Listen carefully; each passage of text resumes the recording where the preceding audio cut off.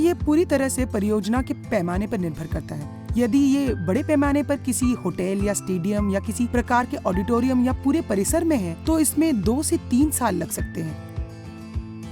जब ये आर्किटेक्चरल परियोजनाओं की बात आती है तो ये समय सीमा है। इंटीरियर्स में यदि आप हॉस्पिटैलिटी उद्योग, कमर्शियल या रेजिडेंशियल, अपार्टमेंट और फ्लैट के बारे में बात कर रहे हैं तो ये 3 से 4 महीने के भीतर में बनाए जा सकते हैं। फिर अगर हम उन घरों के बारे में बात कर रहे हैं जो आकार में बड़े हैं तो ये लगभग 1 से 1.5 वर्ष ले सकते हैं, और उससे भी ज्यादा अगर हम हॉस्पिटैलिटी इंडस्ट्री की बात करें तो।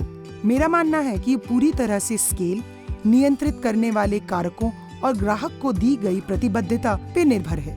हर स्थान अलग है और ये पूरी तरह से उस स्थान के उपयोगकर्ताओं पर निर्भर है। इन बातों को ध्यान में रखने की आवश्यकता है, भले ही परियोजना के दौरान कोई भी नई आवश्यकताएं हों। निष्पादन के दौरान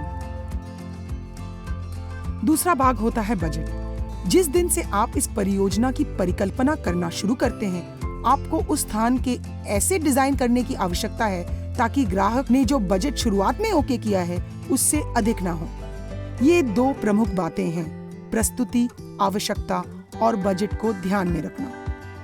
हम सचमुच रिक्त स्थान को बदलते हैं, पहले दिन से लेकर जब हमें एक स्थान दिया जाता है अंतिम दिन तक, जब हम ग्राहक को वही स्थान वापस करते हैं। इसके बावजूद कि हमने 100 से भी अधिक तरह से इस स्थान को विजुअलाइज किया होगा, उसे अपने आंखों के सामने देखना एक अनुभव चित्र है।